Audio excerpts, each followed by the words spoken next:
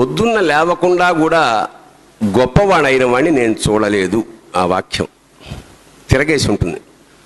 పొద్దున్న అంటే early morning లేవకుండా కూడా గొప్పవాడైన వాడిని నేను చూడలేదంటే ఎర్లీ మార్నింగ్ లేస్తే గొప్పవాళ్ళు అవుతారు అని అర్థం అందులో.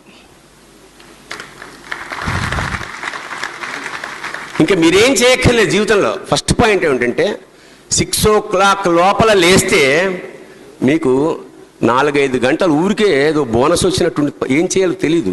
టైం అయిపోయింది.